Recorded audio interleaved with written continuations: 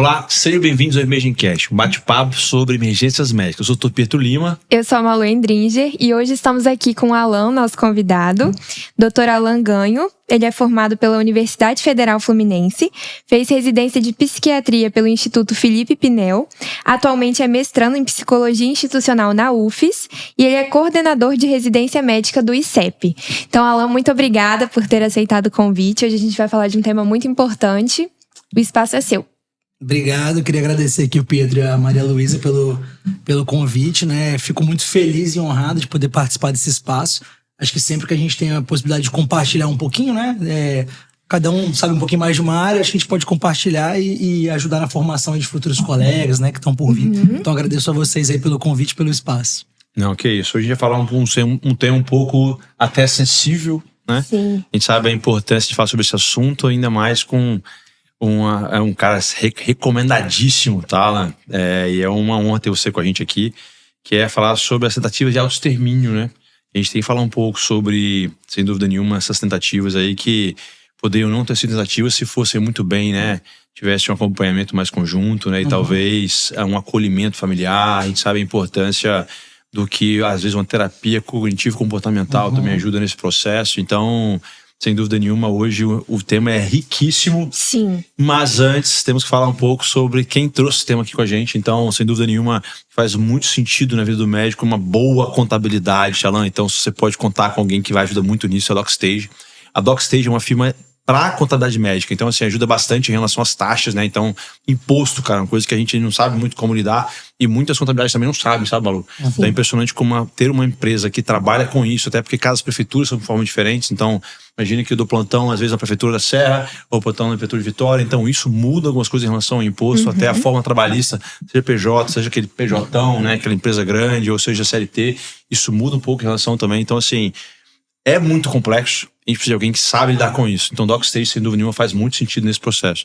Outra coisa muito importante é, foi dar plantão, ainda mais fazer, né, pegar uma tentativa autoextermínio, não tá passando perrengue, você precisa de uma ferramenta na mão. Então, assim, CalcMed, sem dúvida nenhuma, ajuda bastante, tá? A gente tem uma parceiraça nossa aqui, que é um aplicativo que deixa muita coisa na mão em relação a dose, em relação a ter manejo de doenças ali, que faz muito sentido na vida do médico. Como você não dá plantão agora, né? Então, ainda, por exemplo, esse limbo, né? For bem no meio do ano, 6 meses estudando pra residência, aquele plantãozinho pra ajudar e tal. Então, às vezes, aquele cara que realmente quer dar um plantão a mais, um ano de plantão antes da residência, sozinho é muito difícil pro pós, né? Que pagar a graduação, sem dúvida nenhuma, ajuda demais esse processo.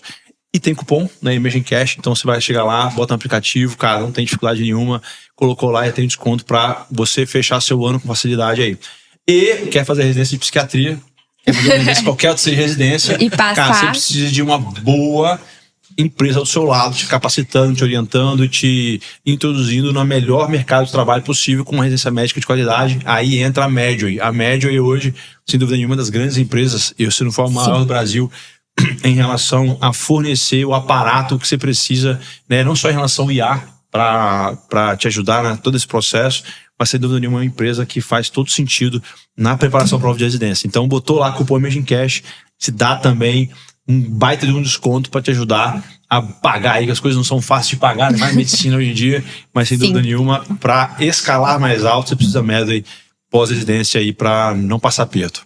Perfeito. Residência é fundamental, né, Alan? Importantíssimo pra formação. Demais, né, cara? E outra coisa, Alan, cara, psiquiatria, eu queria falar, antes de entrar na propriamente dito, né, no tema, que é tentativa de autoextermínio, o que isso traz pra gente como repercussão de pronto-socorro, eu queria um pouco sobre você, Alan, assim, o que mais chama atenção na psiquiatria?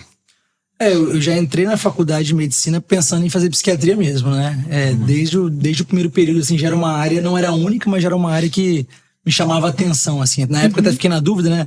Se é pra medicina, psiquiatria ou pra psicologia, por exemplo, né? Hoje entendo que são áreas que estão aí em conversa permanente, né? Sempre gostei porque eu sempre me interessei por essas dinâmicas aí da mente humana, né? Eu acho que sempre me despertou curiosidade. Eu acho que, assim, pra gente ser um bom médico, uma boa médica, independentemente de qual área, que todas as áreas são super importantes e é bom que haja um grande leque de possibilidades. Eu acho que o que deve nos movimentar muito é a curiosidade, né? Eu acho que se a gente perde a curiosidade, a gente perde o estudo, aí perde a informação, e aí, evidentemente, a prática clínica vai ser também comprometida. Então, eu acho que, assim, é o interesse, né? A curiosidade e poder lidar com isso que eu acho que é tão caro pra gente, né? Que é o sofrimento humano. Eu acho que é uma área que se dedica a lidar com o mal-estar psíquico, seja ele da ordem que for. Uhum. É interessante como é que a gente tem no pronto-socorro aquela pessoa que tem uma crise de ansiedade, ou então passou por uma coisa, né? Assim, um transtorno de estresse, uma coisa assim, e chega o colega e fala assim, não, você não tem nada.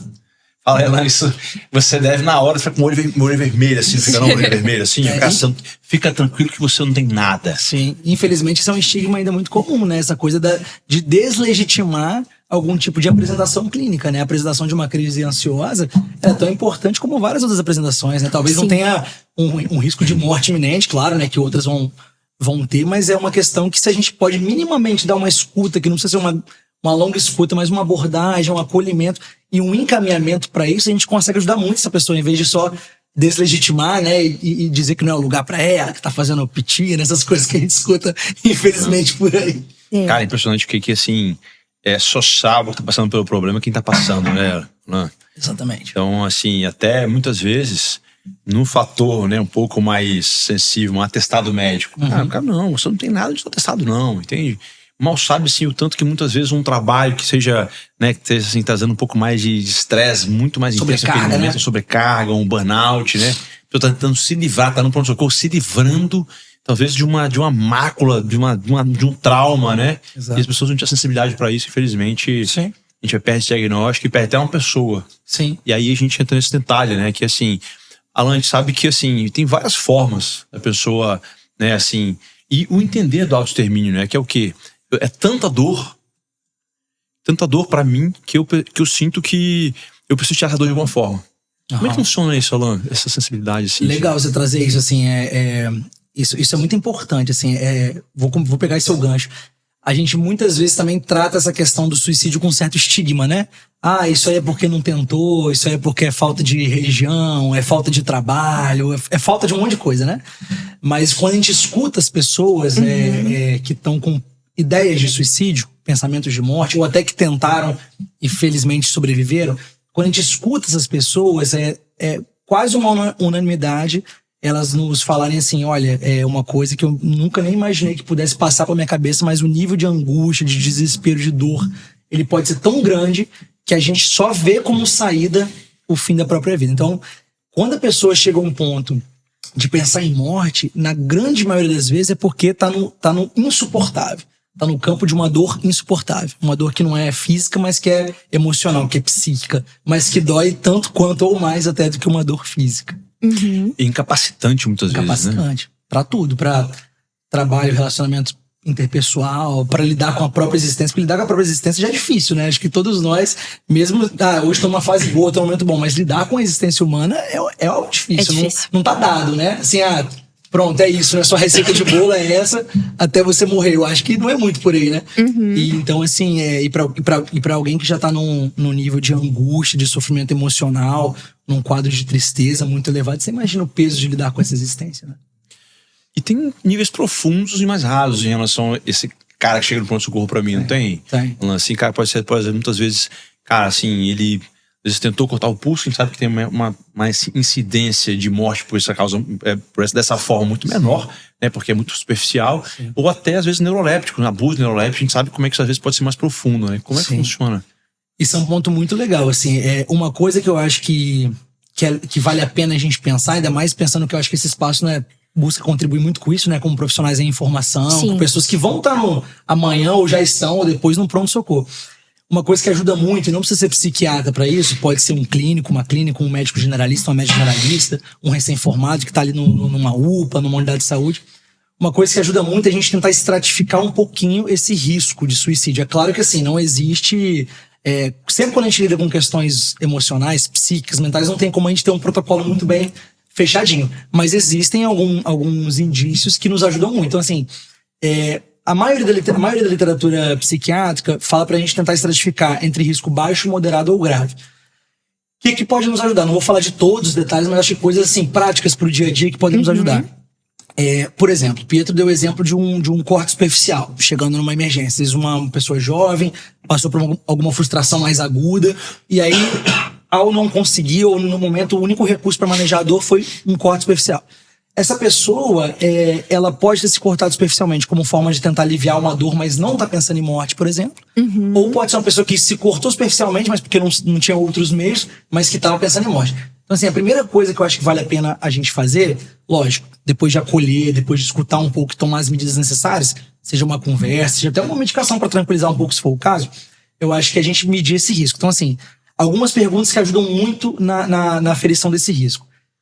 Esse corte, essa ingesta de medicação, esse ato autolesivo que você se provocou, qual era a finalidade disso? Então, se o paciente ele pode falar assim, olha, a finalidade não queria morrer, eu tomei esse monte de remédio, eu queria dormir, eu queria apagar. Isso não exclui a chance dele ter um desfecho fatal, mas você veja que não era uma intencionalidade, pelo menos inicial. Sim. Ou a questão do corte. Eu não me cortei com vontade de morrer, porque eu não sabia o que fazer com aquela dor estava tão intensa que eu queria sentir uma dor no corpo. Uma dor física, né? Uma dor física, para deslocar um pouco aquela angústia. Então, acho que uma primeira pergunta é observar e perguntar qual era a finalidade daquele ato. Depois de perguntar isso, depois assim, não precisa ser numa ordem, tá? Junto com isso, a gente pode perguntar se a pessoa já vinha pensando em alguma coisa, se isso já é um pensamento recorrente, se isso foi um ato de impulsividade, por exemplo. Em geral, quando a gente observa pessoas que já vêm com ideias de suicídio, e aí que essas ideias de suicídio vão ganhando uma consistência, vão ganhando uma intensidade, e disso a pessoa parte, por exemplo, um planejamento. Esse planejamento começa a ficar consistente, o que era um planejamento há um mês atrás, que assim, se um dia eu me jogar em frente ao carro, esse planejamento já começa a tomar uma consistência de, olha, eu posso ter meios, posso ter faca, posso ter remédio, e eu vou me organizar para no determinado dia tentar um suicídio, me suicidar. Então assim, numa escala de risco, a gente tem, num risco mais baixo, pessoas com ideias de morte ou ideias suicidas que são assim, pouco frequentes. Pietro, já passou pela sua cabeça tirar a própria vida? Já, uma vez ou outra, sabe?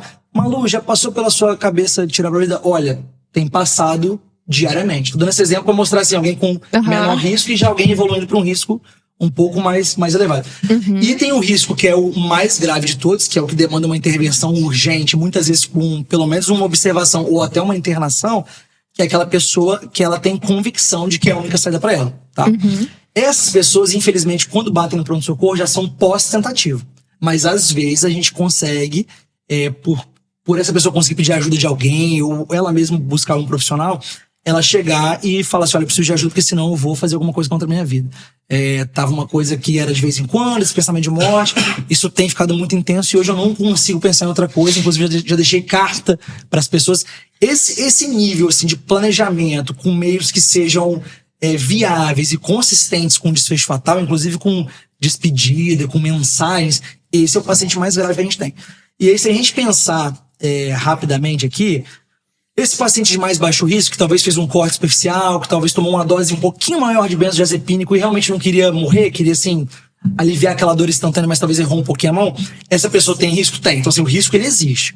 Mas é um risco mais baixo. Essa pessoa ela tem pouca chance de sair do pronto-socorro e tentar um ato de autoextermínio ou de suicídio. Então essa pessoa talvez após um acolhimento, uma conversa, às vezes até um medicamento para tranquilizar se for o caso, ou não, às vezes já está muito sedado, você vai deixar um tempo em observação, vai monitorizar. Essa pessoa você não precisa de imediato, por exemplo, encaminhar para uma emergência psiquiátrica. Você pode, como um médico ou uma médica, mesmo generalista, mesmo recém-formado ou de qualquer outra especialidade, orientar, falar, olha, hoje você vai ficar aqui em observação, até você ficar um pouco mais tranquilo. Viu que não tem risco iminente? Aciona a família ou quem tiver no cuidado, não precisa ser a família, pode ser um amigo, uma rede de suporte mínima. Não libera esse paciente sozinho ou sozinha, tá? Não libera. A gente tem que garantir um mínimo de segurança, mesmo sendo num risco baixo. E você vai já fazer um encaminhamento para algum serviço.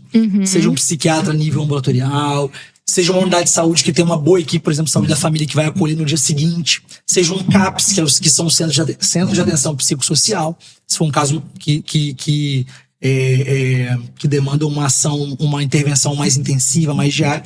O paciente num risco mais moderado, por exemplo, que é aquele ou aquela que não tem aquele planejamento convicto, tão consistente, ou que nunca tentou, mas que fala pra você que o nível de sofrimento tá ficando alto, que os pensamentos de morte estão ficando mais intensos, esse paciente ainda não é caso da gente fazer uma intervenção com uma internação. Mas aí eu não vou, por exemplo, fazer o encaminhamento para unidade ou para talvez conseguir um psiquiatra a nível ambulatorial. Esse é um paciente pra gente já mandar diretamente para um CAPS, por exemplo. Tá? Pra ele ter uma intervenção rápida, no dia seguinte, se for o caso. E, por fim, um paciente que já chegue com tentativa prévia é um fator de risco muito importante, muito relevante pra gente. Uma pessoa que chega, já é a terceira vez que bate no pronto-socorro com tentativa. Mesmo que as outras não tenham sido tentativas tão de tanta gravidade, mas isso tem que pesar muito como fator de risco. Então, a pessoa que chega, às vezes, com tentativa prévia, ou que já tentou e chega pra você por um cuidado pós-tentativa e sobreviveu, ou uma pessoa que chega pra você sem ter tentado agora, mas que já teve tentativa prévia, ou mesmo sem tentativa prévia, mas que te apresenta um plano que é consistente, viável e execuível, essa pessoa a gente tem que pensar em internação. Hoje em dia, na psiquiatria, a gente tenta deixar a internação como o último recurso possível. Hoje a gente pratica o que a gente chama de uma psiquiatria antimanicomial, pelo menos aqui no nosso país. Desde a lei 10.000... Esqueci o número da lei agora, 10.116, de 2001, depois eu lembro. Que é a lei da reforma psiquiátrica, a gente pratica uma psiquiatria que evita internação, por entender que antigamente a internação era feita como forma de punição, o paciente morava no manicômio. Mas isso não exclui o fato de que até hoje existem alguns casos que vão demandar uma internação. Pra quê? Pra gente garantir a segurança. Então esse paciente de mais alto risco, você tá numa UPA, tá no pronto-socorro, não libera esse paciente. Conversa, medica se for o caso, tenta já acionar quem é a rede de suporte desse paciente, precisa estar acompanhado com alguém, até pra gente entender como é que essa dinâmica, que rede tem ou não tem, e aí nesse caso não libera. Mas não tem mais ferramenta para usar aqui na UPA, no pronto-socorro, na unidade de saúde, no hospital. Aí você vai encaminhar, ou você vai acionar o psiquiatra se tiver de sobreaviso ou no plantão, ou você vai encaminhar por uma unidade de referência de pronto-socorro psiquiátrico. Porque eu tô aproveitando, vou só aproveitar mais um pouquinho, eu sei que tem outras perguntas, mas porque isso é muito rico. Pode falar. Uma coisa que eu vejo muito, e muito me preocupa, porque assim, eu recebo pacientes todos os dias, né, e vários com riscos elevadíssimos. E uma coisa que eu escuto muito no consultório a pessoa às vezes vai no pronto-socorro, tá num quadro gravíssimo, e o profissional até atende bem, aborda, acolhe, mas assim, não recomenda já sair de lá para uma avaliação psiquiátrica. Às vezes ainda dá um encaminhamento, assim, marca um psiquiatra. Como eu falei, se é um risco mais baixo ou até um risco moderado, beleza. Às vezes naquela semana a pessoa consegue buscar um psiquiatra, seja no SUS, seja no campo particular. Mas se for um risco muito grave, às vezes o paciente não tem aquele 1 ou 2 dias, sabe? Às vezes é questão de hora. Às vezes, se você não intervém ali, esse paciente sai da unidade e tenta alguma coisa. O que significa que ele vai morrer? Felizmente não. Muitas vezes vai tentar alguma coisa e vai sobreviver. Mas olha o risco que a gente coloca essa pessoa. Sim. Por uma coisa que a gente pode fazer. Que, sabe? Vai dar mais trabalho? Vai. Mas assim, escolhemos uma profissão que é trabalhosa, né? Não queiramos trabalho, vamos pensar em outras atividades. Eu acho que hoje em dia, na verdade, não tem nenhuma profissão que não dê trabalho. Né? Sim. Não, total, cara. E no caso de chegar um paciente, por exemplo, agitado, quando que a gente tem que pensar na contenção física? Que eu vejo que isso é uma questão meio polêmica, assim, né? Sim, boa pergunta. Acho que o primeiro ponto, acho que vale a pena distinguir, assim, agitação e agressividade. Isso é uma coisa legal. Que pode andar junta, mas nem sempre. Então, assim, eu acho que uma primeira coisa esse paciente tá com agitação psicomotora com ou sem agressividade. Acho que esse é o primeiro ponto. Segundo ponto, antes até mesmo da gente pensar em manejo, seja manejo verbal, farmacológico ou até físico, é pensar o que pode estar causando essa agitação com ou sem agressividade. Por que isso é muito importante? Porque a gente tende a pensar muito nos quadros mentais, né? Tá num surto psicótico, usou muito alguma substância e fez um quadro de intoxicação, ou uma abstinência, uma falta da substância. Mas tem muitos quadros de etiologia orgânica, né, que também podem cursar com agitação e agressividade. Por que isso é importante? Porque muitas vezes, assim, na correria do dia a dia, né, naquele manejo de pronto-socorro, bateu o olho, viu que tá agitado agressivo, já pensa ali, vou fazer logo uma medicação pra tranquilização. Não que a gente não possa fazer um manejo farmacológico para tranquilização sendo algo de etiologia orgânica, mas pode mudar muito. Então, por exemplo, o paciente ele pode estar agitado porque ele teve um AVE, por exemplo, porque ele fez uma tirotoxicose, por exemplo, ele fez um distúrbio eletrolítico, fez um distúrbio metabólico, enfim, tem N causas ele tem um tumor, por exemplo, né, de crânio, e a gente... Cara, isso é tão importante, Alan, até tipo, cara, Não, porque aconteceu comigo na residência. Eu tinha um paciente no pós-operatório, assim, ele teve uma cirurgia cardíaca muito, né, assim, muito de uma morbidade maior, então ele ficou bem mais frágil no pós-operatório. A gente estava recuperando ele na enfermaria, a gente precisava de uma semi-intensiva, mas na época não tinha SUS, nem sempre tem semi-intensiva. E aí, ele tinha uma fragilidade muito grande e ele perdeu por muito tempo no tubo, né? Ele perdeu muita musculatura, né, de orofaringe, e engasgava muito. E o que aconteceu? Um dos momentos estava tarde, estava deitado, começou a engasgar. Ficou muito agitado e foi chamado um colega para ver. E o colega não foi ver, falou assim: não, prescreveu uma doplometazina só. Sem ver o paciente.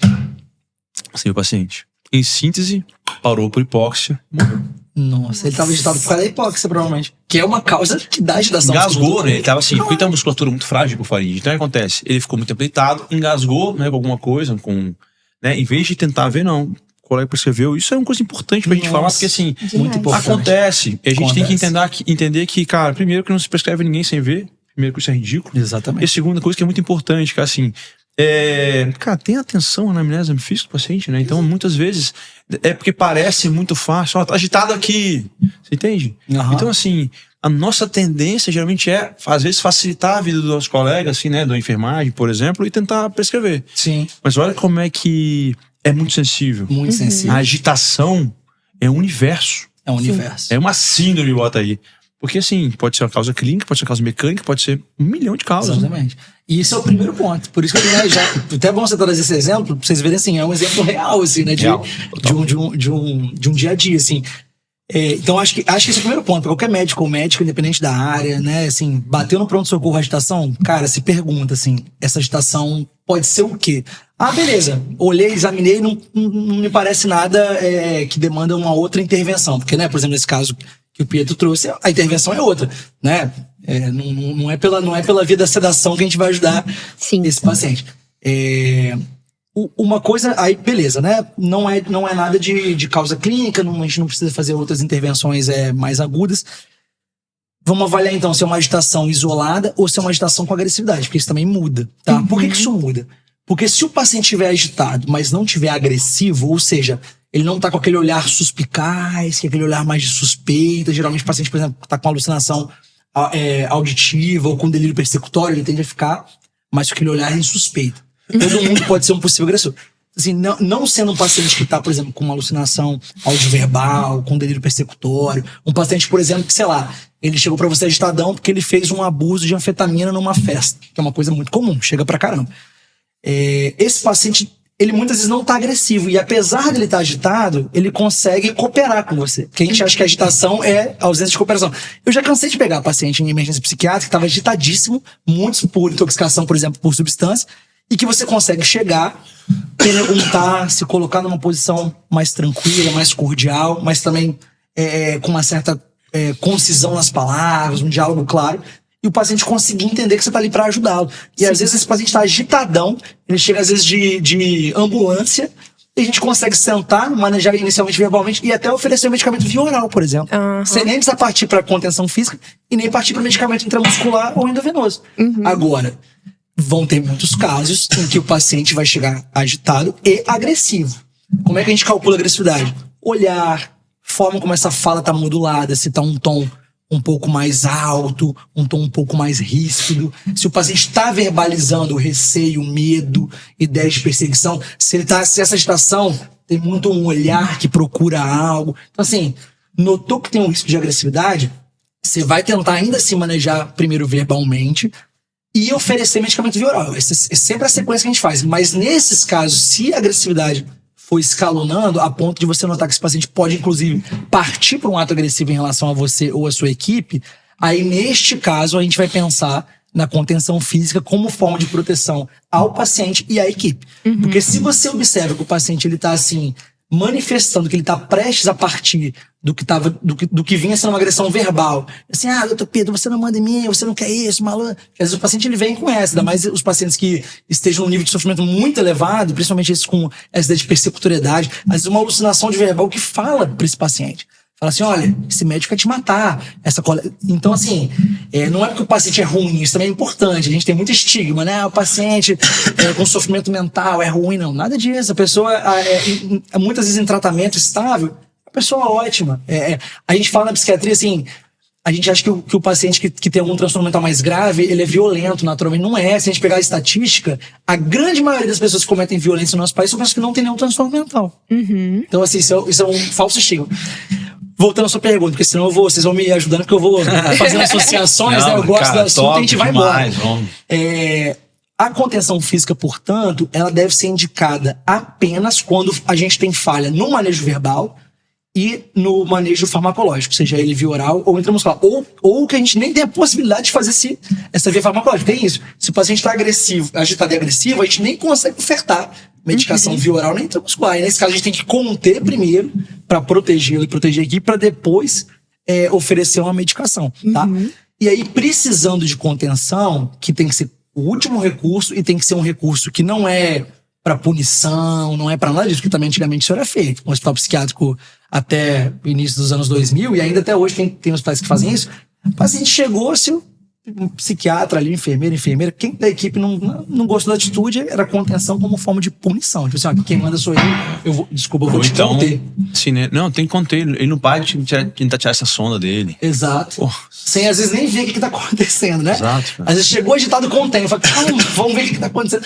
Porque assim, a contenção, ela é uma coisa assim, que ela tem os seus riscos, sabe? Então assim, a gente pode fazer e deve, quando é pra proteger a vida da pessoa e da equipe, pode. Mas a contenção, para ser feita, ela demanda uma equipe, preferencialmente pelo menos 4 a 5 pessoas, para fazer uma contenção com menor chance de lesionar esse paciente. Tem que ser uma contenção que tem que estar prescrita, tá? O médico ou a médica tem que prescrever. O enfermeiro, a enfermeira pode já fazer a contenção e avisar o médico depois. Pode, porque às vezes está numa correria muito grande, até o profissional chegar e estar atendendo outro paciente. Você pode. Mas a contenção física, ela tem que partir de prescrição médica. Ela tem que ser feita com muito cuidado. Então, assim, o médico tem que estar presente. Ele tem que estar o tempo todo, mesmo o paciente, então, assim, completamente fora do juízo da realidade naquele momento. Você tem que falar o que você está fazendo. Olha, a gente vai te conter para te proteger, para proteger a equipe. Quando você estiver mais tranquilo ou tranquilo, a gente vai te desconter. Essa contenção, ela tem que ser feita, como eu falei, preferencialmente 4 a 5 pessoas, de modo que cada um possa ficar com um membro e o outro ficar com essa região do tórax. E a proteção cefálica. Esse paciente, se ele estiver muito agitado, ele pode tentar bater a cabeça em alguém ou em si mesmo ou na parede para se machucar. Essa contenção, ela não pode ser feita como antigamente, que você fazia o paciente ficar igual aquelas camisas de força antigas, sabe? Isso não pode. Contenção em 4 pontos, sabe? Decúbito dorsal, cabeceira elevada. Não é para apertar. Eu já vi uma senhora, quando eu era R1, lá no Pinel, no Rio. Uma senhora que ela veio pra gente de outro hospital, que eu não vou falar o nome, evidentemente, mas ela fez uma lesão de plexo braquial. Que passaram uma atadura na mulher inteira, sem o cuidado adequado, não ficou equipe de monitorização em relação a ela, a contenção foi mal feita, ela estava tão agitada, e como não ficou ninguém ali para manejar ela farmacologicamente adequadamente monitorizada, ela conseguiu cair da cama, câmera de ferro, né, no chão. Nossa. Ela fez uma lesão de plexo braquial pela posição que ela ficou. Meu Deus. Irreversível, chegou pra gente lá no hospital com essa lesão. Eu lembro dela que ela andava muito agitada, e aqui o braço, a perna mexendo, e esse outro aqui dependurado. Então, assim, contenção física, eu tô aproveitando esse espaço que vocês me deram e agradeço muito novamente, pra dizer que não é qualquer coisa, não é assim, fulaninho tá agitado, contem, não é. Sim. Quer dizer que a gente não vai fazer? A gente vai fazer, mas tem que ser muito bem indicado. A gente tem que ter esgotado as outras formas, e se fizer, contenção é pra dar trabalho, porque a gente fala assim, faz a contenção que a gente não quer trabalho, né? Médico, enfermeiro, qualquer um. Cara, a contenção é trabalhosa, o médico tem que prescrever, tem que orientar a monitorização. A equipe de enfermagem, preferencialmente, tem que ficar alguém acompanhando esse processo durante todo o tempo que a pessoa esteja contida, ou alguém da enfermagem, da medicina, qualquer área, que esteja ali no trabalho de equipe. De 30 em 30 minutos, tem que ter alguém checando os sinais vitais. Tem que estar ali, checando os sinais vitais, vendo se o paciente está desidratado, por exemplo, se está agitado, está um dia na rua, é trazido de ambulância. A gente tem que fazer uma avaliação muito minuciosa. Tranquilizou o paciente, tira a contenção. Porque também tem isso, né? O paciente foi contido. Eu já cheguei para dar plantão no hospital, o paciente estava contido há 2 dias. Meu Deus. O paciente totalmente sedável. Então, assim, pra que ficar contido? Chegou, conteve, deu meia hora, dormiu, tá tranquilo, você vai tirar a contenção. Sim. Tá? Não tá sendo possível tirar a contenção, continua agitado. Deu 2 horas, você vai dar um jeito de, pelo menos, assim, mobilizar um pouco esse paciente. E vai fazer contenção, tem que fazer um coxinho. Não é sair botando atadura de qualquer jeito. tem que ter um tecido de algodão. Não, o paciente tem que ter mobilidade. Ele não vai conseguir sair dali, mas ele tem que poder ter mobilidade. Em locais que tem um equipamento melhor, eu lembro de um CAPS, por exemplo, que tinha lá no Rio, que eles tinham uma maca de contenção. Aí é uma maravilha. Uma maca já toda acolchoada, você só coloca o braço. Maravilha assim, né? Perdão por falar maravilha, mas assim, maravilha dentro de um contexto de alguém que precisa de uma contenção.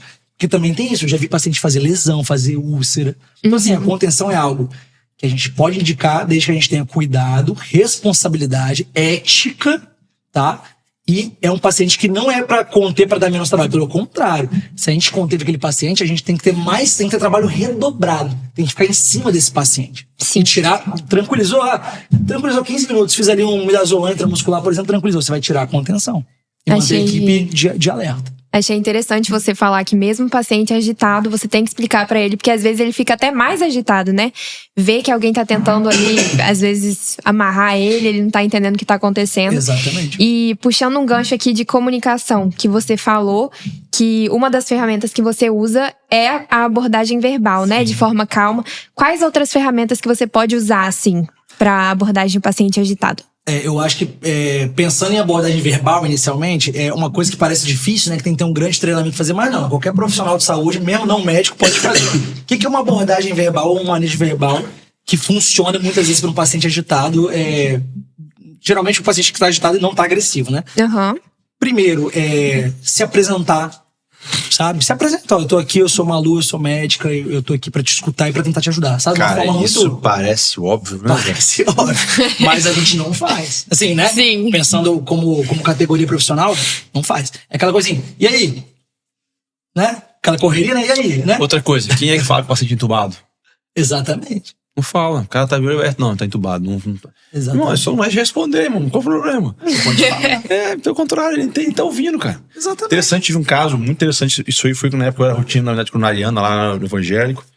E aí, cara, uma das coisas importantes. O paciente, imagina que o paciente estava em casa, ele decidiu, né, em algum momento, acabar com a dor dele, ele se sedou. Ele acorda com um tubo na boca, no meio do pronto-socorro, com um monte de gente, com careta no pescoço. Às vezes não tem nada a ver com o que aconteceu com ele. Sim. Mas, pô, ele não mente totalmente diferente. Porque ele estava com um tubo na boca, um cateter aqui, um monte que ele não conhece. Então, assim, quem de nós não agitaria? Primeira coisa. Com certeza. Né? É interessante, né? Aí eu tive um paciente, foi um choque cardiogênico, pós-infarto e tal, e acordou de sedação, acordou agitado. E aí, o paciente agitou e tal, etc. Aí eu fui, mesma coisa, né? Senhor Antônio, calma, o senhor chegou agitado, tudo bem, tal, etc. Muito grave, a gente entubei o senhor. Eu tinha entubado no pronto-socorro, não tava no pronto-socorro à noite, recebi ele, tava de manhã cedo já, ele no pós-tubo, né? Assim, ainda no entubado, mas ele melhorando já da sedação.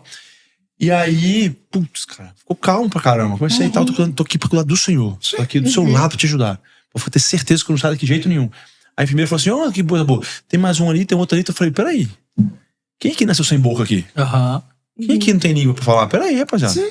É impressionante, né? É o básico. Porque assim, o óbvio tem que ser dito. Isso situações. Traz tranquilidade, traz acolhimento.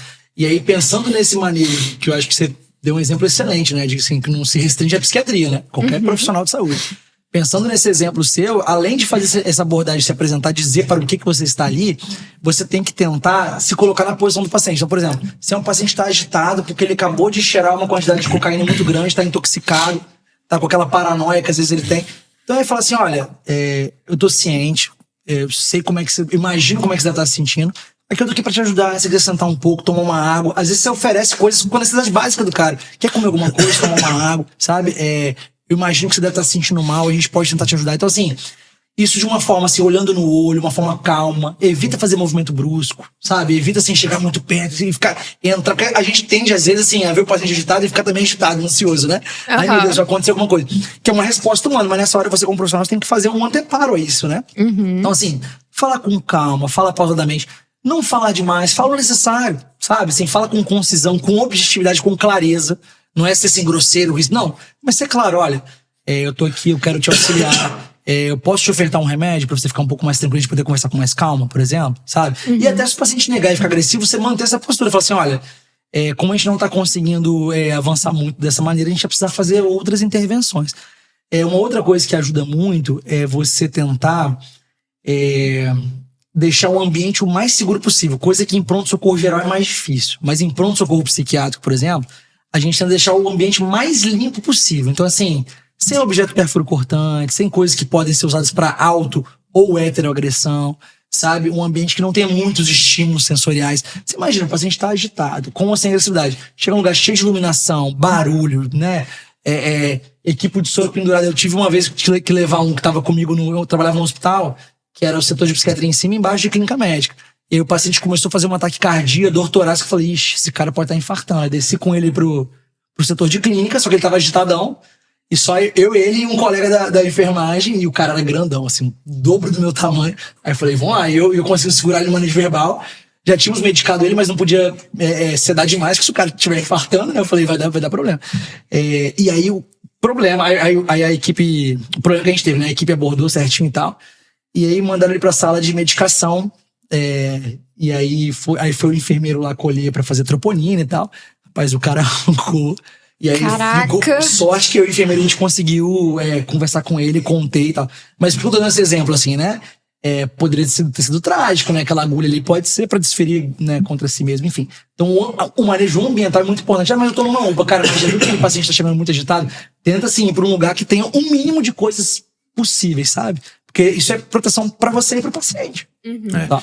Caio, eu ia até dar uma mensagem aqui pra até a pessoa que tá ouvindo a gente, que assim, até desculpa ser um pouco invasivo, mas assim, quantas vezes a gente vê nossos colegas que vê uma situação como essa e fala assim, cara, não tenho paciência. Ah, não tenho paciência. Nesse cenário, eu te desafio a pensar em fazer outra coisa além de medicina. Sim. Porque assim, a partir do momento que você não tem paciência pra cuidar do próximo, você escolheu uma profissão que é sobre cuidar do próximo. Exato. É sobre servir primeiro. Então, o primeiro desafio será que você nasceu realmente pra fazer? Não é, não? Sim. Porque eu acho que, assim, pra gente é muito simples, porque a gente nasceu pra isso, a gente tem isso, a empatia faz parte do cuidado. Né? Então, a partir do momento que eu vejo um cenário desse, de uma agitação, nossa, eu não tenho paciência pra isso, talvez realmente você não tenha, e talvez realmente não seja a sua capacidade, sua habilidade. Sim. Então, talvez achar outros talentos seja uma outra parte, um próximo passo. Exatamente. Não é? Porque, assim, se não tem a paciência, se você está disposto a atender, então aprenda a se educar e aprender a sua paciência. Não, perfeito. Excelente colocação. Uma coisa que a gente escuta muito de colegas, né, cara? Hoje em dia eu acho que menos, porque felizmente eu acho que as graduações têm já se atentado para uma formação melhor em saúde mental. Mas uma coisa que a gente escuta muito, assim, detesto, já vem com aquela alcunha, né? Detesto paciente psiquiátrico. Aí eu na hora falo, olha, então você detesta pessoa, porque assim, não existe uma categoria de paciente psiquiátrico. Não existe essa categoria. A gente, assim, às vezes formalmente solta, não tem problema. Agora a gente fala paciente cardíaco, paciente nefropata. A gente solta isso, mas não existe uma pessoa que pode ser acometida por um transtorno mental. Então, assim, se você odeia atender tal paciente, você não precisa ser psiquiatra, mas se você quer ser um médico ou uma médica, está num pronto-socorro, numa enfermaria, fazendo qualquer coisa, você tem que ter um mínimo de atenção e cuidado com isso, né? Igual eu, por exemplo, quando eu era R1, por exemplo. A gente rodava muito em enfermaria. O único médico daquele paciente era eu.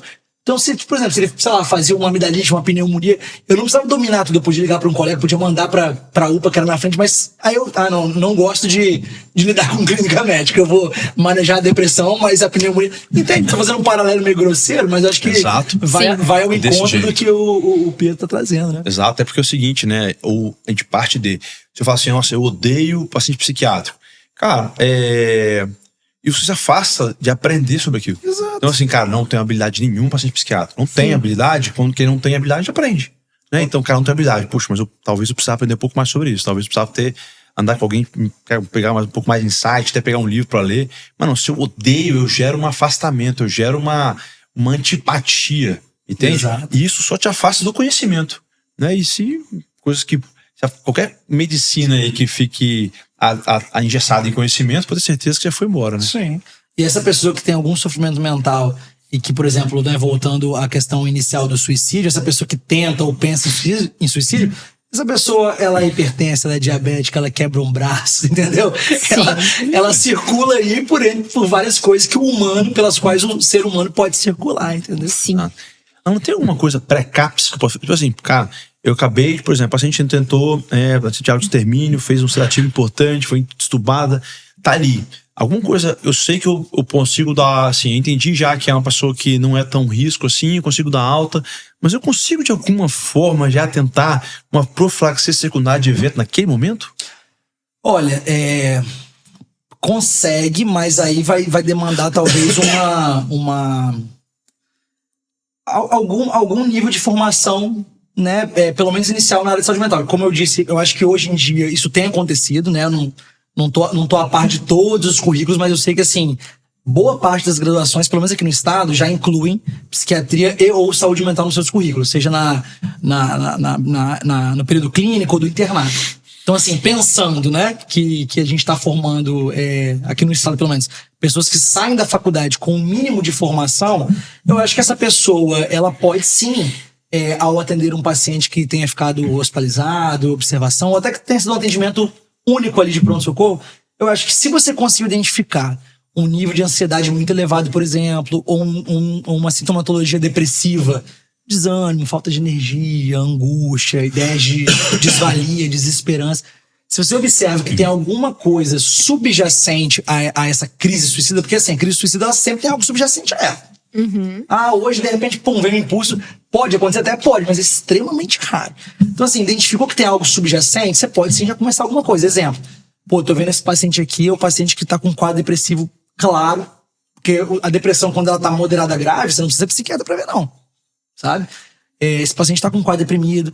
É uma depressão que não me parece ter características, por exemplo, de transtorno bipolar, porque isso também é importante, né? Se for uma depressão que não seja dentro de um paciente em contexto de transtorno bipolar. Eu posso começar aqui uma sertralina, uma fluoxetina, por que não? A gente aprende a prescrever isso na graduação. Ou então um paciente que é um esquizofrênico e a tentativa de suicídio foi porque uma alucinação audioverbal o comandou a fazer, porque isso acontece. Eu atendi um paciente esses dias que ele falou que teve uma alucinação, que pra ele não era uma alucinação, né? Era uma voz que vinha e realmente ele tinha que obedecer. Ele saiu correndo no meio da rodovia. Ele mora perto de uma das rodovias importantes aqui do estado. Não aconteceu nada, infelizmente, mas veja que sim, ele não estava deprimido. Então, assim, nesse caso, eu não preciso passar um antidepressivo, mas eu posso começar talvez uma risperidona, um haloperidol em dose baixa, até esse paciente acessar. Então, assim, a gente pode sim. E quando chega agitado e agressivo, que eu acho que você tinha perguntado, eu pulei um pouco, mas a gente volta agora, aproveitando essa pergunta, a gente faz um gancho. A gente pode também, mesmo não sendo psiquiatra, tô lá, sou médico, tô de plantão numa unidade de pronto atendimento, chega um paciente agitado e agressivo que eu tentei manejo verbal, tentei ofertar fármaco via oral, não consegui.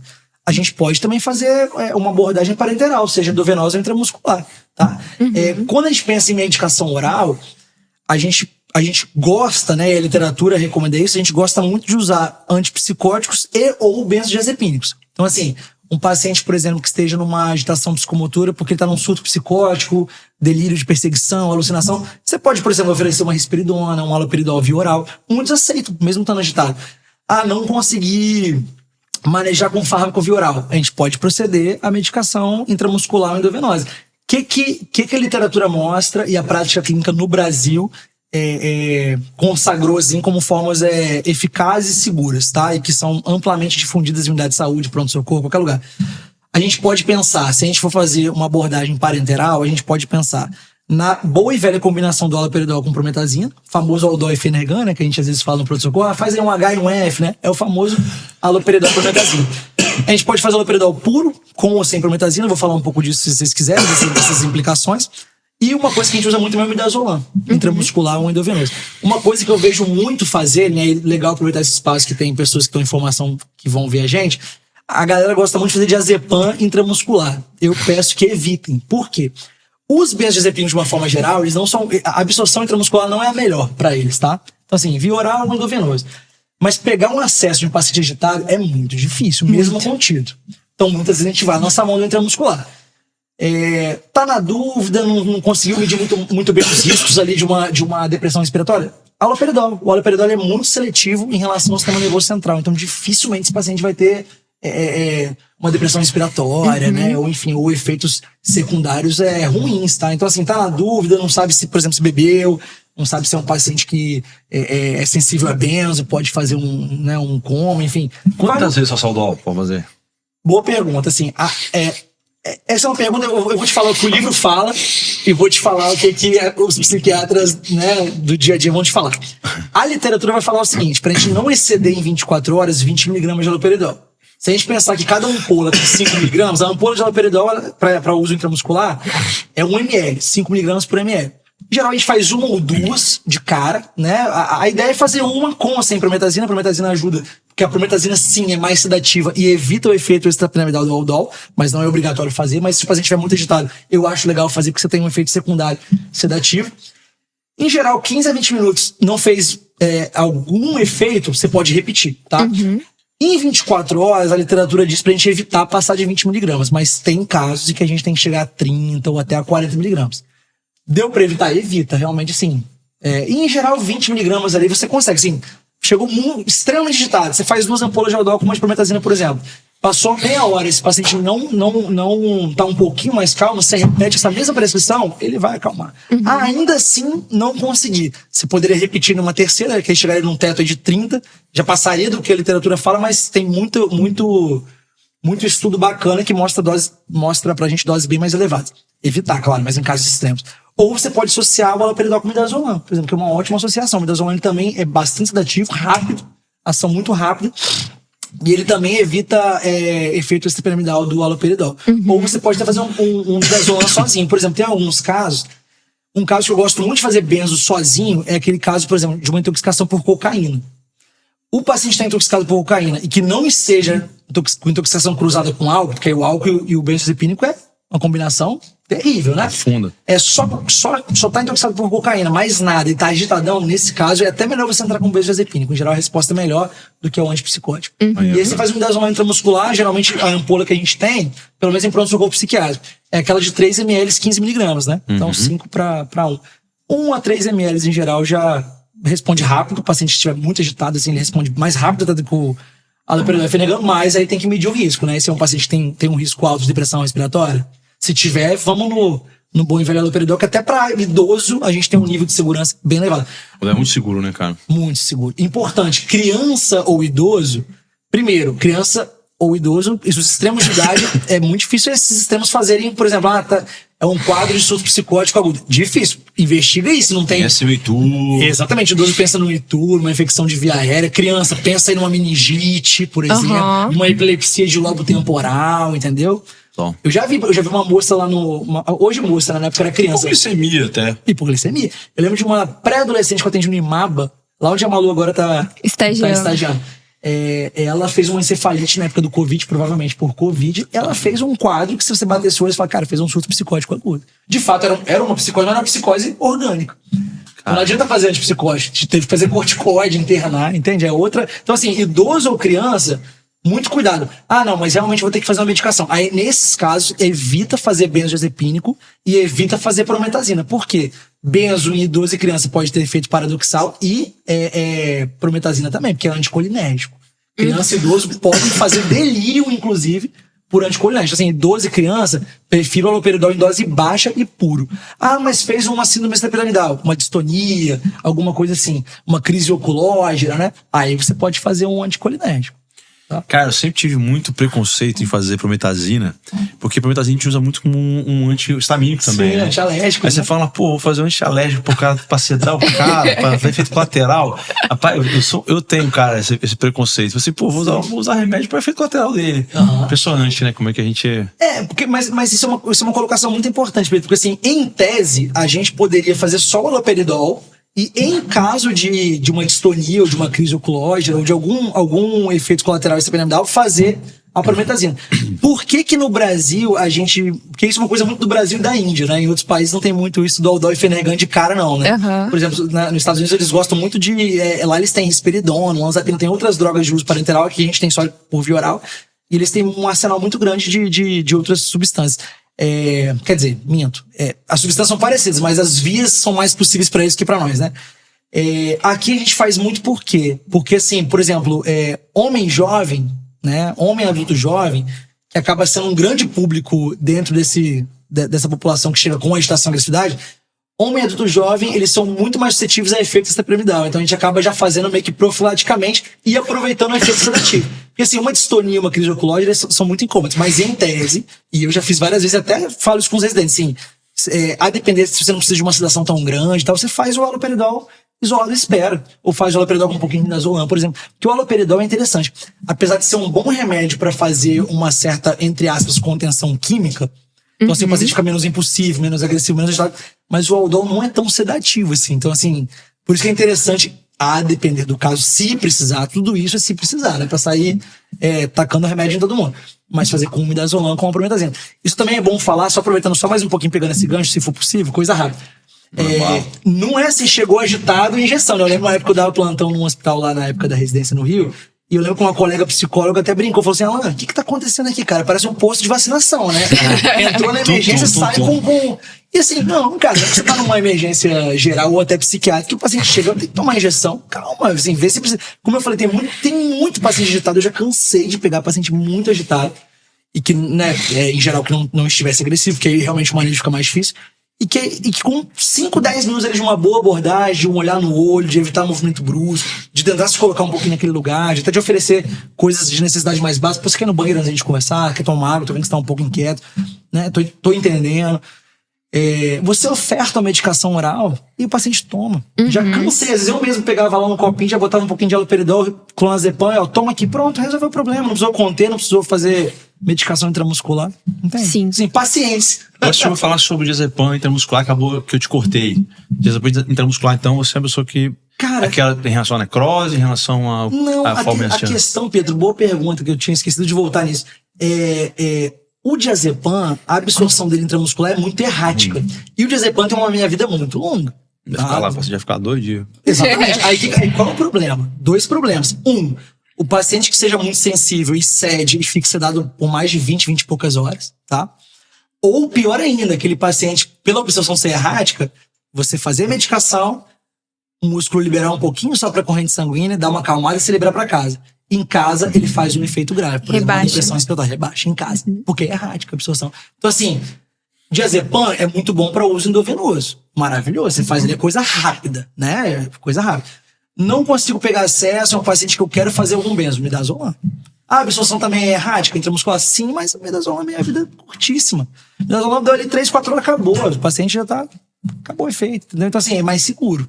Então, a gente não recomenda, a gente recomenda. Ou você faz haloperidol isolado, se for por via intramuscular, né?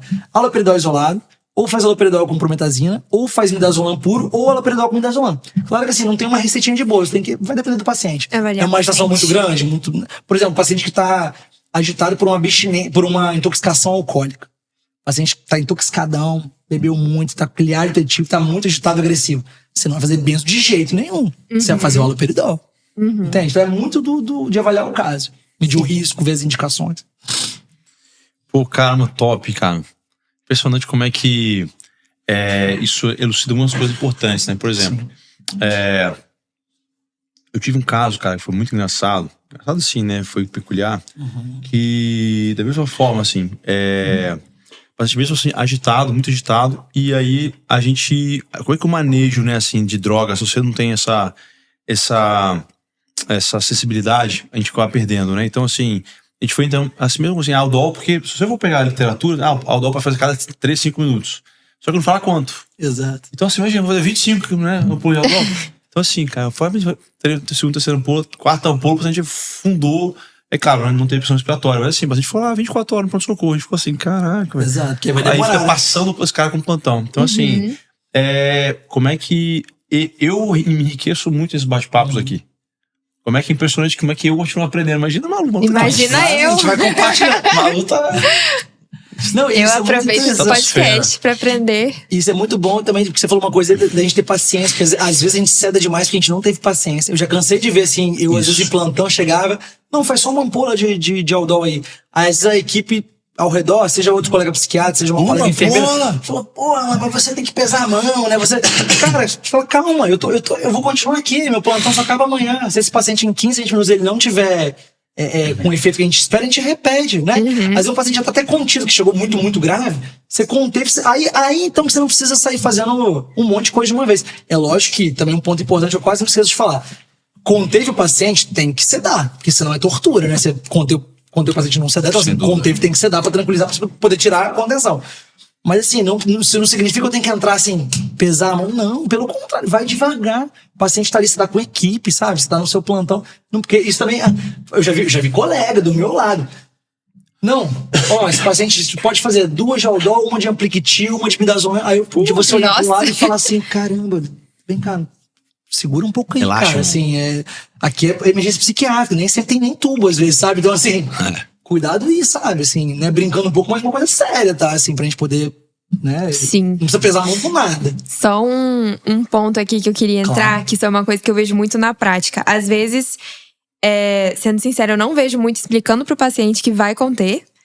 E nem com o familiar ou acompanhante que seja. Então, eu já vi casos do acompanhante ficar meio assustado assim e soltar. Exato. Como você tem que orientar esse familiar quanto a isso? Eu acho que assim, sempre que a gente tem uma comunicação clara, objetiva, com uma indicação precisa e com uma abordagem ética e cuidadosa, dificilmente vai ter problema.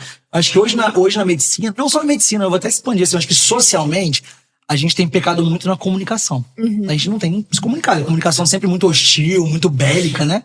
Cara, não precisa ser assim, né? Por exemplo, você falar pro paciente ou para um familiar que ele vai ser contido, isso é uma tarefa árdua, não é fácil. Sim. Nem pro paciente receber isso, nem pra família.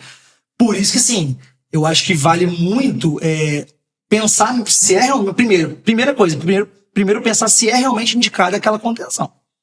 Sabe? É indicada, não tem como evitar, então beleza.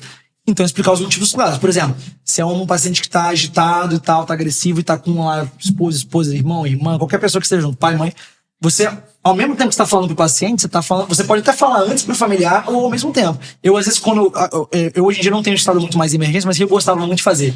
Eu, às vezes, já virava pro familiar antes, falava assim, olha, e um familiar no atendimento, vendo que nossas tentativas outras estavam falhando, já virar e falar assim, olha, cara, a gente vai precisar fazer uma intervenção pra proteger ele e a equipe. E o familiar muitas vezes fala, não, eu tô vendo que realmente a gente vai ter que fazer alguma coisa. Então, em geral, essa pessoa tem que participar ativamente, pô, familiar. Se não gostaria de participar, eu gostaria. Se fosse eu queria minha esposa do meu lado, né? Sei lá, meu irmão, meu pai. Então, assim, eu acho que deixar clara a indicação. Por exemplo, vamos pegar até um exemplo comum em UTI, que vocês sabem até melhor que eu. Um paciente com delírio, por exemplo. Um idoso que internou numa UTI e fez um delírio. Esse idoso muitas vezes é contido nem pela agressividade, mas porque ele vai tirar sonda, vai tirar acesso. Então você contém até, ou se machucar, né? Tem idosos que se machucam. Você contém pra proteger. Não custa você comunicar à família. Às vezes a família chega lá e chega de surpresa. Sim. Não tem nenhum profissional lá. Pô, chega lá e meu pai tava contigo. Cara, não custa, assim. Chega lá você como médico dele, paciente.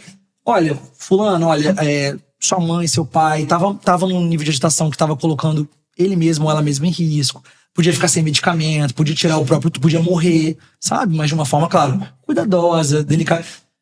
Com uma boa comunicação, o familiar e o paciente entendendo que teve uma indicação, que foi necessário, e você deixando claro que vai ser uma coisa feita só pelo tempo necessário, e que não tem caráter de punição, nada disso, dificilmente vai ter problema. Eu vejo dar problema porque as pessoas não têm paciência, assim.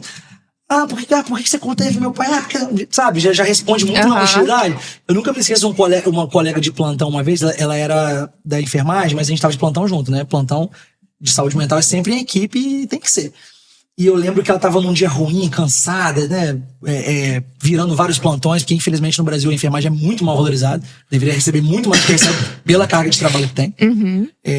E eu lembro que uma paciente tava com um quadro de mania, que é um quadro dentro do transtorno bipolar em que há muita agitação, às vezes muita irritabilidade. E a paciente xingou ela de tudo quanto é nome.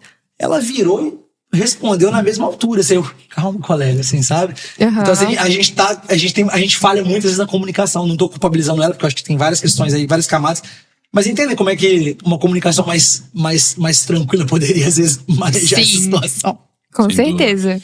Cara, eu acho que a mensagem de hoje fica, assim, muito mais para os nossos colegas, né, em relação a, não é, e muito além de remédio. Sim. Mas que o óbvio tem que ser dito. Tem. O óbvio tem que ser dito. Então, assim, parece que é banal, mas, assim, o mínimo de conversa, empatia, de entendimento, né? Então, como é que a preocupação com familiares... Então, isso que o Malu falou, eu acho que é basicamente reavaliar realmente o quanto estou à disposição realmente de onde estou me entregando. Então, assim, já estou no pronto-socorro, estou à disposição, estou disposto a fazer o que é necessário. Né? Então, assim, porque se eu for falar pra você que, pô, é o que a medicina hoje tá nesse nível, né, de entendimento. Porque, assim, a gente sabe que a gente tem hoje os planos de saúde que dão aquela pesada em relação a reduzir bastante sua interação com o paciente, a relação médico-paciente. A gente sabe que cada vez mais o médico recebe pouco, então ele acaba... defasagem salarial faz com que ele tenha aumento de demanda e volume de pacientes. Então, isso acaba aprisionando ele nessa nessa prescrição e entrega, né? Sim. Então, assim, eu acho que é muito o contrário, né? É a gente começar a rodar contra o tempo. A gente entender que agora, nesse momento, até talvez seja até um oceano azul, né? De, cara, eu sou a pessoa que quero lutar pelo melhor do paciente, vou me entregar mais pelo paciente. Como é que isso vira o jogo? Né? A gente vê, tem até um dos colegas, até estava no congresso lá em Curitiba, tem o Lud, né? Que é um menino que hoje é blogueiraço hoje na medicina aí, e que ele, cara, ele gravou um vídeo que explodiu na internet porque ele atendia os pacientes do SUS e ligava no outro dia. E como é que foi? Você entendeu o que eu falei? Você entendeu a medicação? Alguma dúvida? Ele ligava para o telefone do paciente, telefone dele. Então, como é que parece básico? Mas assim, é o mínimo de empatia, que a gente nasceu, né, com esse entendimento de que medicina é servir com qualidade. Agora, se eu nasci para servir meia boca, talvez seja na hora de você avaliar, né? Sim. E você tocou num ponto fundamental que eu vou pegar esse gancho, você falou assim, da questão do tempo. Porque muitas vezes a pessoa deixa de fazer uma intervenção, uma escuta, uma abordagem, porque ela acha que vai levar muito tempo. Mas nem sempre, às vezes você tira no seu plantão ali 15 minutos que seja, com aquela pessoa que está numa crise, por exemplo, que você vê um risco de suicídio, com 10, 15 minutos você já mapeia isso que a gente conversou aqui. Você não precisa de mais isso para mapear. É lógico que depois num segmento terapêutico você vai precisar de muito mais tempo, tal, de intervenção. Mas para uma avaliação de risco, com 10, 15 minutos, você vendo como é que estão essas ideias frequentes, esporádicas, tem plano, tem plano execuível, tem tentativa prévia, tem convicção.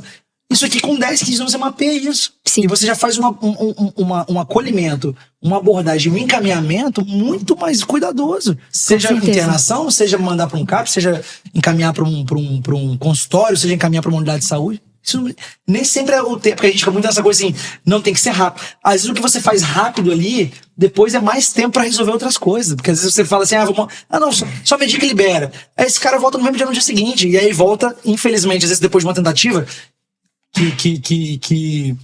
uma tentativa de suicídio que seja grave, com uma ingestão de medicamento, por exemplo, e aí o tempo é muito maior. E olha o risco que a gente expôs essa pessoa para muito além do tempo, sabe? Tô fazendo algumas coisas, umas associações, só pra gente pensar que o tempo também, assim, que tempo, né? O que a gente pode oferecer? Porque não precisa ser um tempo tão... ficar 2 horas, não precisa ser um psicanalista no pronto-socorro, não é isso.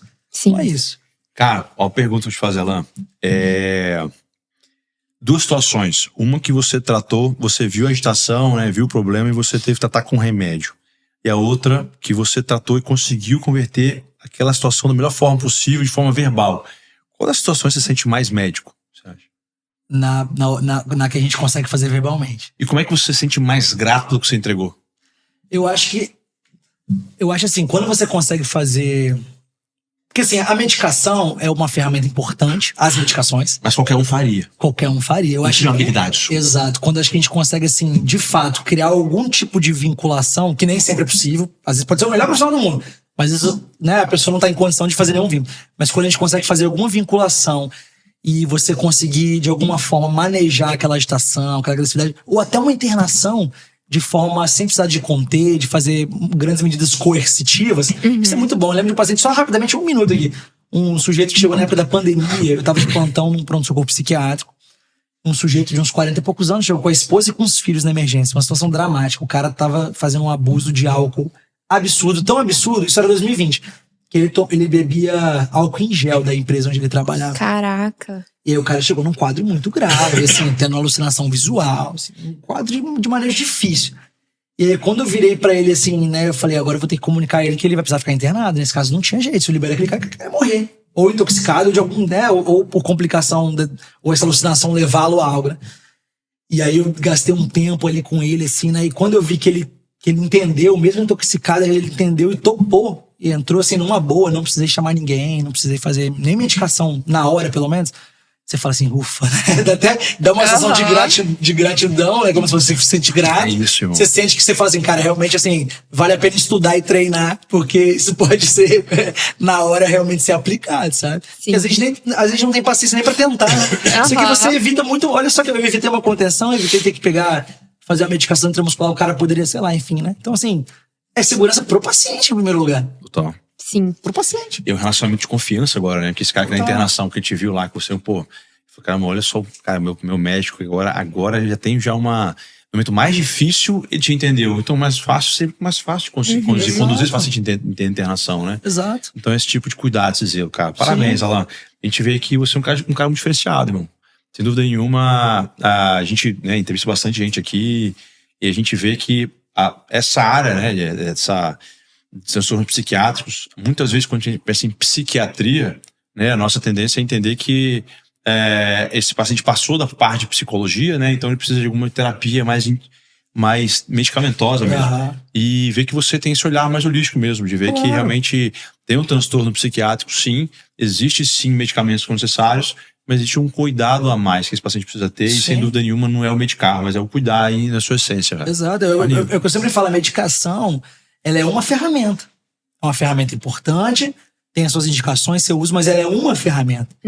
Né? A gente tem que dispor de várias outras ferramentas. E é legal você falar da questão do tratamento psicológico, porque eu acho que assim, pensando em saúde em geral, mas especificamente saúde mental, é impossível você pensar um cuidado de saúde mental, principalmente para esses casos mais graves, de risco de suicídio, sem pensar numa abordagem múltipla transdisciplinar, né, que envolva médico, médica, psiquiatra, psicólogo, enfermeiro. Por exemplo, no CAPS tem que ter um enfermeiro, um assistente social, um farmacêutico, um psiquiatra, às vezes um clínico. Então, assim, dessa forma a gente qualifica muito mais o nosso atendimento para essas pessoas que estão em questões mais graves, sabe? Porque tem um profissional, tem várias pessoas envolvidas no cuidado. Porque eu tô falando aqui, a gente tá falando muito de pronto-socorro, mas eu posso ser um psicólogo, posso ser um assistente social num CAPS e receber um paciente com crise suicida. E essa pessoa pode fazer muita diferença nessa escuta inicial, nesse manejo. Até pra entender se é um caso, já bota aqui na agenda do psiquiatra de hoje. Não, vamos primeiro fazer uma outra abordagem, dá pra seguir de uma outra forma. Então, assim, isso é muito relevante. Sim. Muito relevante. Que bate-papo. Tem uma massa, hein? Aprendeu muito hoje, João. Demais. Que e eu também com vocês. Cara, o importante é compartilhar, né? Circular. Cara, obrigado, Alan. Obrigado de verdade. Assim, que bate-papo incrível. Realmente você é um cara extraordinário. E esse é o seu espaço, cara. Fala um pouco sobre você, sobre o seu trabalho, como é que você, seu consultório, quais são os seus projetos. Esse é o seu momento, cara. Manda bala. Bom, primeiro eu queria novamente agradecer aqui, né, a equipe do EmergenCast, na figura do Pietro e da Maria Luísa. Assim, fico muito feliz, né, pelo convite, né, muito feliz por estar aqui. É um tipo de espaço que eu acho que é muito importante, né. Eu conheci essa plataforma há pouco tempo, nesse canal. Acho que canal é a melhor forma de dizer, né, através do convite da Maria Luísa. Eu sou curioso, falei, cara, vou lá pesquisar quem é essa turma do EmergenCast. E achei muito interessante. Até antes do Pietro chegar, eu tava falando com ela, assim, né, questões pra prática do dia a dia mesmo, né? Pelo que eu senti assim, ó, cara, a galera que tá em formação, ou até a gente que já formou um tempinho, mas, tem que estar aprendendo o tempo todo, senão a gente também não dá conta, não. Então, assim, eu queria mais agradecer mesmo, tá? Pra quem, enfim, tiver mais interesse em saber mais coisas, eu tô lá na coordenação da residência de psiquiatria, talvez o pessoal que tá na graduação aí queira saber um pouco mais, pode me acionar. Eu tenho um consultório em Vila Velha, enfim, também tô nos projetos de mestrado, projeto de pesquisa. Não tenho nenhum canal assim específico, mas se jogar meu nome lá no Google, aparece telefone, endereço, essas coisas. Então fico à disposição aí pra dúvida, orientação, enfim. Cara, obrigado de verdade, assim. Eu que agradeço. Cara, uma honra gigante receber aqui, e sem dúvida nenhuma, se eu, né, tô bem, né, aprendi bastante, imagino quanto o Malu já foi enriquecedor. Demais. E, cara, assim, espaço aberto pra você, sem dúvida nenhuma. A gente é muito grato, tá, por te receber aqui e quero te ver mais vezes por aqui, irmão. Sem dúvida. Pode me chamar. Agradeço espaço muito. Demais. Muito obrigado. De verdade. Valeu? Pessoal, quem teve com a gente até agora aqui, obrigado pela presença de vocês. E não esqueçam de nos seguir nas redes sociais, então. Com certeza. Podcast, Spotify, YouTube, Instagram. Onde você procurar vai ter a gente por lá, EmergenCast, @EmergenCast. Pode ir com a gente lá, que esse ano tem muita coisa pela frente ainda. Com certeza, muitos projetos novos. Alan, valeu, tamo junto, até a próxima. Obrigada. Pessoal. Rapaziada, valeu.